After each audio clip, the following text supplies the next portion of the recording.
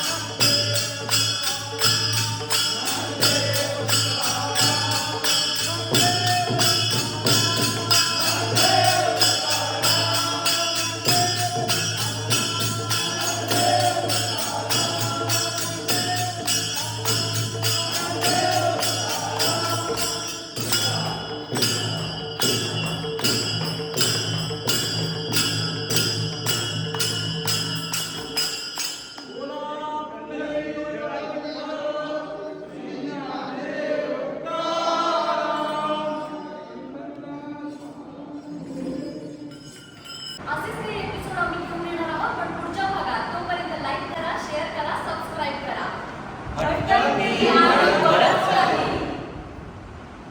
मी अमरेश ठाणेकर. मी आमच्या या चेंदणी कोळीवाडा कोळी जमात ट्रस्टचा अध्यक्ष. दादा किती वर्षापासून सेवा करतोयस या देवळात?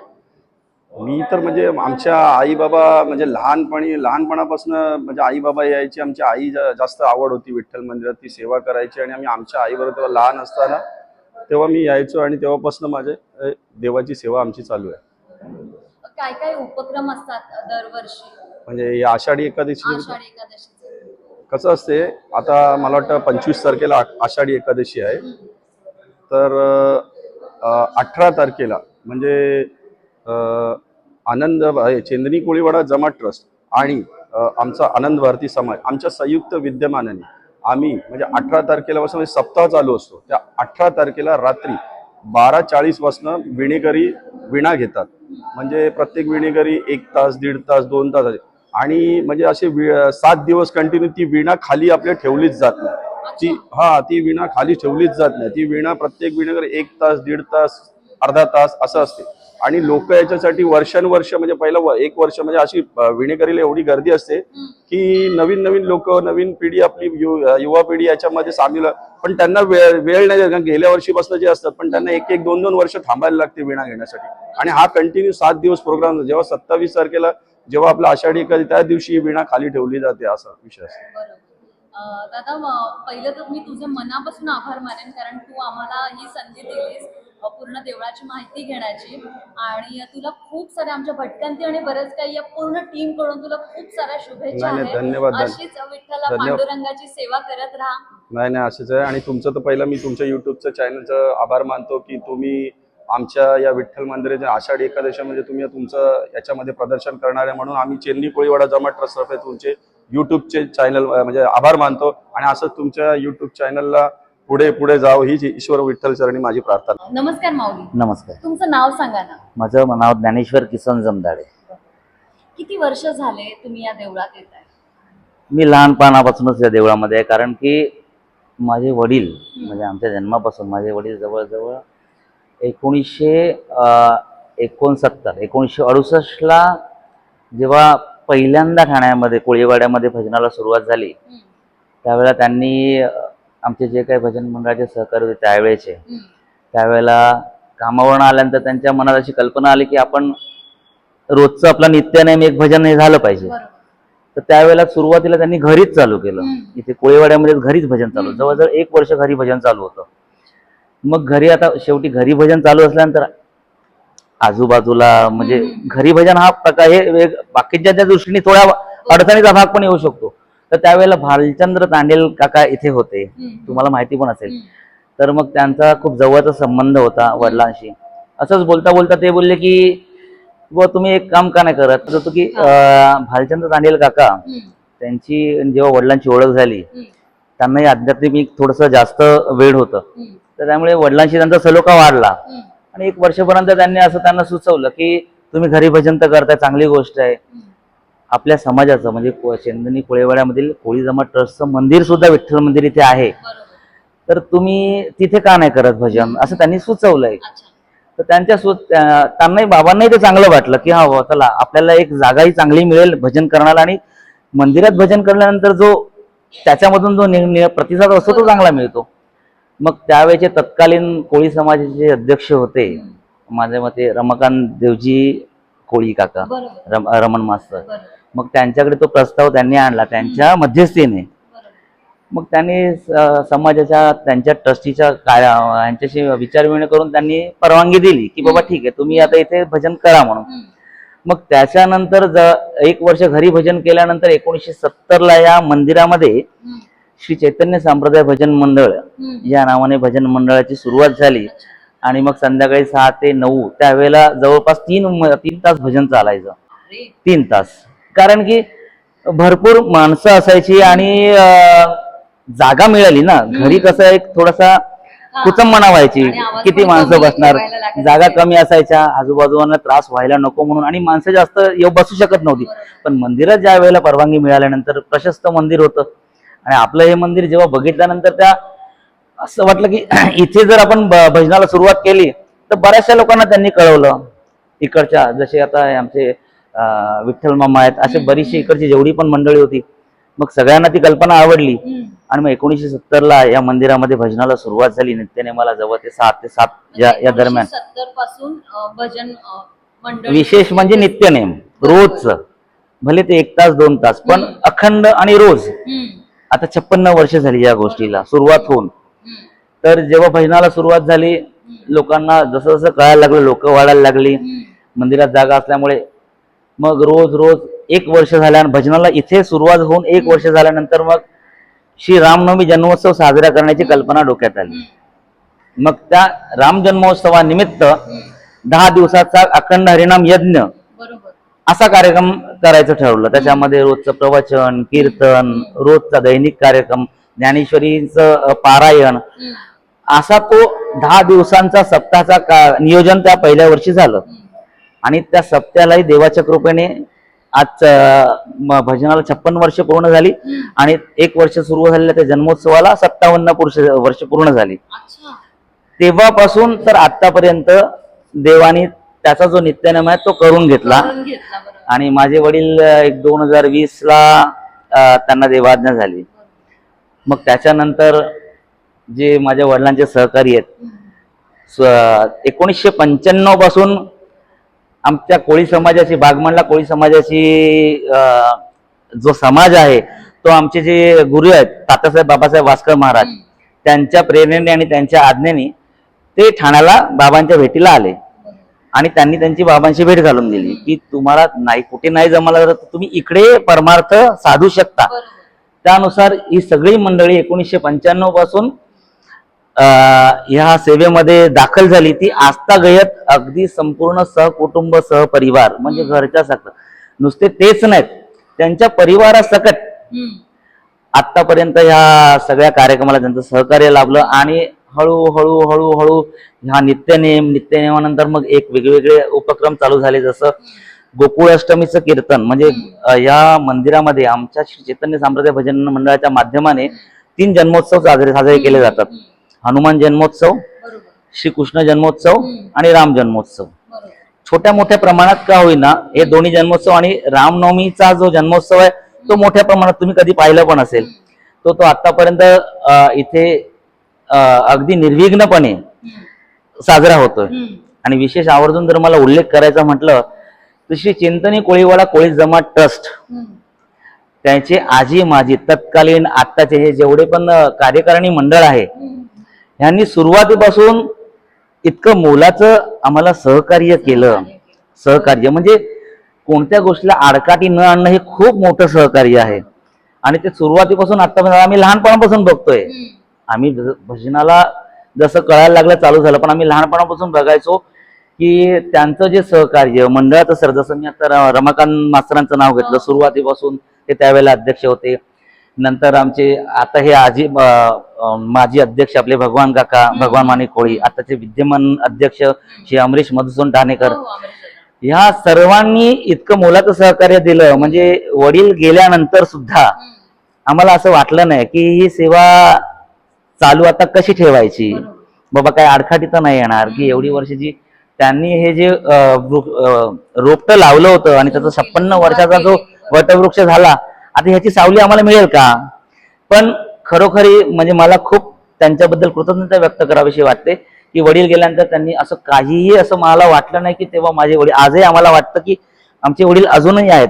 म्हणजे त्याच्यामध्ये कुठचंही विघ्न नाही आलं आणि देवाच्या कृपेने ते आजतागायत चालू आहे आणि सगळ्यांनी खूप सहकार्य, आजही सहकार्य करतात. कोणतीही कार्यक्रमाला परवानगी म्हणा किंवा हा नित्यनेमाचा जो संध्याकाळचा कार्यक्रम आहे, अक्षरशः त्या संध्याकाळच्या कार्यक्रमामध्ये दुसरा कोणताही उपक्रम ते राबवत नाहीत.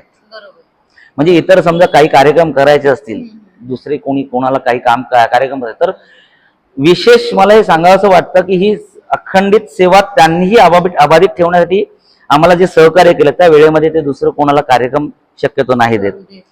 का तर ही तेव्हापासूनची जी सेवा चालू आहे या भजनाची, आज 56 वर्ष झाली, ती सेवा अजून पण चालू आहे. आणि माझं असं मत आहे की कोणतीही सेवा आणि विशेषतः नित्यनेमाला खूप महत्व आहे. नित्यनेम जो आम्ही हा करतो, जी पंचपदी, त्याला आम्ही पंचपदी म्हणतो, तर माझ्या वडिलांच्या लेखी पंढरपूरच्या वारीपेक्षा त्यांनी नित्यनेमाला जास्त प्राधान्य दिलं कधीही. कारण की मला हे असं आवर्जून सांगावं असं वाटतं की वडिलांनी माझ्या जवळपास 40 वर्ष सेवा पंढरीची पायवारी केली, आळंदी ते पंढरपूर 40 वर्ष. हे जे म्हणजे पायी, ह्याच्यात आमची बरीचशी माणसं त्यांना सहकार्य होती. पण काही जण जे आम्ही मोजकी आहोत त्यांना आम्हाला कधी वारीला जायला मिळालं नाही. तर त्याचं कारण माझे वडील नेहमी सांगायचे की जी वारी आम्ही तिथे करतो, ती वारी करताना ह्या नित्यनेमामध्ये कोणती बाधा येऊ नये म्हणून ही जी काही ठराविक मंडळी इथे थांबतात त्यांच्यामुळे आमची वारी घडते, असं त्यांचं प्रामाणिक मत होतं. आणि त्यांनी आम्हाला सांगितलं होतं की हीच तुमची वारी, बरोबर, हीच तुमची वारी. कारण त्यांनी एक अभंगाचा त्यावेळेला एक ओळ दिली होती की नित्यनेम नामी तो प्राणी दुर्लभ, लक्ष्मी वल्लभ तयाजवळी. नित्यनेम म्हणजे नित्यनेम ज्याच्याकडे आहे, लक्ष्मी वल्लभ म्हणजे आपले पांडुरंगराया, पांडुरंगराया त्याच्यासोबत आहेत. असं त्यांनी जो आम्हाला एका ओळीमध्ये तो अर्थ सांगितला होता नित्यनेमाच्या महत्वाचा, तो आम्ही आजतागत पाळलाय. त्याच्यामुळे आम्हाला जरी वारीला नाही जमलं जायला, तरी आम्हाला त्यांनी सांगितलं की हीच तुमची वारी, नित्यनेमाला हीच वारी सुरू ठेवली तरी तुमचं जीवनाचं कल्याण होईल. आणि आम्ही सगळेजण त्याच दृष्टिकोनातून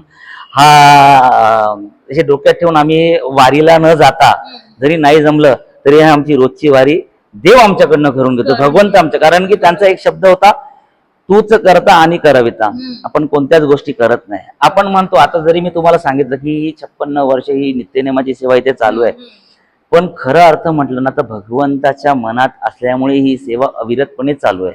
तुम्ही आम्ही करणारे कोणी नाही. कारण की कधी कधी असे प्रसंग इथे खरोखर घडलेले आहेत.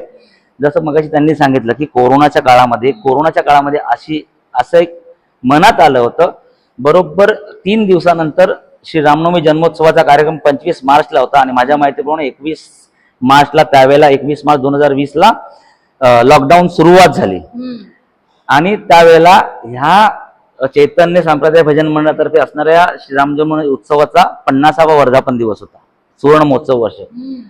सगळी मोठ्या प्रमाणात तयारी झाली होती, बॅनर वगैरे सगळं झालं होतं. पण लॉकडाऊन लागल्यामुळे सगळं बंद झालं, अगदी मंदिरं सुद्धा बंद झाली. पण मला एक उल्लेख करावा असं वाटतं, थोडा मी वेळ घेतो. ह्या समाजाने म्हणजे कोळी समाजाच्या ज्या कार्यकारिणी मंडळींनी, त्यावेळेला आम्ही त्यांना असं विचारलं की आता सगळं काय बंद झालं, मंदिर सुद्धा बंद झालं, आमच्या नित्यनेमाचं कसं होईल. तर त्यांनी आम्हाला खरोखर असं सांगितलं की तुम्ही तुमचा नित्यनेम चालू ठेवा, तुमचा नित्य तुम्हाला कोणती बाधा येणार, जर काही बाधा झाली तर आम्ही आहोत, असं सांगितलं. आणि त्यावेळेला मी आणि बाबा, कारण कोणालाच येता येत नव्हतं इथे, मी आणि बाबा आम्ही 2 जण येऊन नित्यनेम केला. तर त्यावेळेत नित्यनेम झाला. आणि कार्यक्रमाचं कसं होईल, 25वं वर्ष, तर मोजून 5 जण होतो आम्ही, 5 ते 7 जण. आमचे हरी काका होते, विठ्ठल मामा होते, आमचे पितंबर काका होते. 5 जणांना परवानगी मिळाली इथे भजन. आणि तर त्या दिवशी फक्त आणि फक्त त्या 8 दिवसामध्ये फक्त हे झालं, भजन करता येत नव्हतं कारण टाळाने पाकवाचा आवाज बाहेर जाऊ नये म्हणून. पण जसं नाम जपाला महत्व आहे, तो नाम जप त्या पूर्ण 10 दिवसाला पण फक्त जप, जय जय रामकृष्ण हरी हा जप. तर मला हे सांगावंसं का वाटलं की ही भगवंताची सेवा आहे ना, त्या काळात पण त्यांनी अबाधित भगवंतांनी ती चालू ठेवली. म्हणून नित्यनेम मी हा शब्द का वापरला. नित्यनेम या भजनाला भजन नाही म्हणत आम्ही, नित्यनेम म्हणतो, पंचपदी म्हणतो, जो नित्य केला जाणारा. म्हणजे कधीतरी कोणत्या कार्यक्रमाने जो किंवा कुठच्या ओकेजनली हा होत नाही, रोजचा नित्यनेम. आणि तो भगवंताची इच्छा होती हा नित्यनेम तो शब्द सार्थ करावा, म्हणून तो नित्यनेम त्या 1 वर्षाच्या 1.5 वर्षाच्या कालावधीत सुद्धा घडला आणि आजपर्यंत तो घडतोय. आणि म्हणजे असं सुरू राहणार, हे असं सुरू राहावं म्हणजे ही भगवंताची. कारण की आपलं हे विठ्ठल मंदिर आहे ना, माझ्या मते हे खूप जागृत मंदिर आहे. इथे तुम्ही जी इच्छा कराल ती तुमची इच्छा पूर्ण होते. इच्छा पूर्ण होते म्हणजे आपण जे मागतो तेच मिळतं असं नाही, पण जे आपल्या खरोखर अंतःकरणातून ज्या गोष्टी व्हाव्यात. आणि माझ्या वडिलांनी अंतःकरणातून एकच गोष्ट मागितली होती की देवा तुझी ही सेवा नित्यनेम आमच्याकडनं घडावा, आणि तो नित्यनेम असा अखंड घडतोय. आभार मानावेसे वाटतात की या छोट्याशा मंडळाचं, आमचं फार मोठं मंडळ नाहीये, हे आमचे काही ठराविक लोक आहेत, पण ह्या छोट्याशा मंडळाची तुम्ही दखल घेतली, या नित्यनेमाची तुम्हाला दखल घेतली, त्याबद्दल खरोखर मी तुमचा खूप आभारी आहे. तुमचं पण मनापासून आभार आहे. कारण माझा जन्मच इथला आहे आणि कोळीवाड्यात माझे म्हणजे मी वाढले पूर्ण इकडेच. त्याच्यामुळे मला आणि या विठ्ठल मंदिराचा खूप मोठा अनुभव आहे. म्हणजे मोठा माझ्यासाठी तो मोठा आहे, कारण असंच कोविडमध्ये सगळंच बंद होतं आणि आमच्या चॅनलला, आमच्या प्रेक्षकांना बघायला आता वारीसाठी काय द्यायचं म्हणून मी जे घरातून निघाले ते सगळं बंद, सगळीकडेच माणसंच नाही तर बोलणार कोण. आणि मी अमरीश दादाला सांगितलं की असं असं आहे तर आपल्या विठ्ठलाचं मंदिर मला करता येईल का, म्हणजे निदान दर्शन तरी होईल प्रेक्षकांचं त्यावेळेला. आणि मी आले आणि मी म्हंटल बापरे, मंदिरात तर कोणीच नाही, आता कोण सांगणार माहिती, म्हणजे त्यांचे अनुभव कोण सांगणार. तर एक बाई येऊन बसली आणि ती पण अशीच आली होती. ती म्हणली मी दही खाण्यासाठी आले होते आणि तुम्ही मला भेटलात, आणि तिने तिचे अनुभव सांगितले. म्हणजे मला एक अनुभव आला यांचा की बाबा इथे येऊन माझी फेरी फुकट गेली नाही, आणि म्हणजे दर्शन पण घडलं आमच्या प्रेक्षकांना. तर म्हणून मी दरवर्षी वारीला तर मला जाता येत नाही, पण ही वारी पांडुरंग माझ्याकडून करून घेत असतो. अजून मला एक गोष्टीचं नमूद करायचं इथे, म्हणजे या नित्यनेमामध्ये नाम हा एक शब्द आहे, म्हणजे नामस्मरण म्हणजे जप, जप फक्त अनन्यसाधारण महत्व आहे. वारकरी संप्रदायामध्ये जपाला खूप महत्वाचं आहे. म्हणजे तुमचं भजन कीर्तन हे तर आहेच, ह्याच्यामधून एक वक्ता बोलतो, श्रोते ऐकतात, पण जप, नामजप, जय जय रामकृष्ण हरी हा जो बीजमंत्र वारकरी संप्रदायाला जो मिळालाय चैतन्य सद्गुरू यांच्याकडून, तर त्याचं मला तुम्हाला एक सांगावंसं वाटतं की जेव्हा या भजनाला सुरुवात झाली तर भजन झाल्यानंतर आम्ही आवर्जून जप घेतो. पूर्वी 1 तास व्हायचा. तर त्या जपाच्या बद्दल मला तुम्हाला एक सांगायचं असं वाटतं की जेव्हा वडिलांनी इथे भजन चालू केलं त्याच्यानंतर जो जप व्हायचा ना, तो जप 111 कोटी ह्याची संख्या इतपत हा जप ज्या वेळेला झाला ना, तुम्हाला आठवत असेल की 1983 झाली, त्या 111 कोटी या जपाच्या पूर्तते निमित्त आपल्या युनायटेड स्पोर्ट्स क्लब मध्ये एक भव्य कार्यक्रम आयोजित केला वडिलांनी. 1983 साली 10 दिवस तो कार्यक्रम चालला. न भूतो न भविष्यती. तुम्ही कोळीवाड्यात बऱ्याच लोकांना विचारू शकता. अगदी ठाण्यातले कलेक्टर मोठमोठे हे त्यांनी खूप त्यावेळेला सहकार्य केलं. अगदी ट्रकची ट्रक अन्नदान व्हायचं त्या दिवशी, त्या 10 दिवसांमध्ये. रोजचे आपल्या केईम हॉस्पिटलचे सगळे आचार्य त्यावेळेला इथे होते.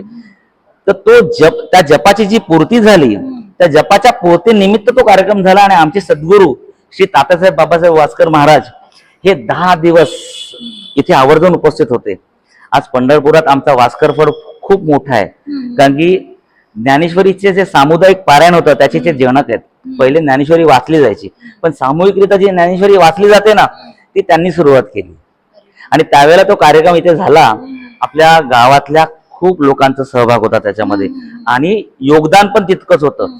फक्त कार्यकारिणी मंडळीचं नाही, आपल्या गावातल्या जितकी पण माणसं होती, आमच्या म्हणजे आता मी एकाचं कोणाचं मला नाव घेता येत नाही, असं होते सगळ्यांनी अगदी सहकुटुंब सहपरिवार 10 दिवस जो तो कार्यक्रम झाला. त्याच्या माझ्याकडे सीडीज पण आहेत. आणि पुन्हा तोच कार्यक्रम पुन्हा व्हावा तसाच भव्य दिव्य, म्हणून पुन्हा तोच जप, पुन्हा त्या जपाची पुन्हा तो जप करण्याची प्रथा चालू झाली. आणि त्याच्यानंतर 111 कोटी 1111 कोटींचा जपसंकल्प पूर्ण झाला. आणि पुन्हा 1989 साली त्याच पटांगणामध्ये दुसरा कार्यक्रम झाला. असे 2 कार्यक्रम आपल्या कोळीवाड्यामध्ये, आपल्या या कोळीवाड्याच्या भूमीमध्ये भगवंताच्या कृपेने, फक्त नामस्मरणाच्या कृपेने योग लाभला.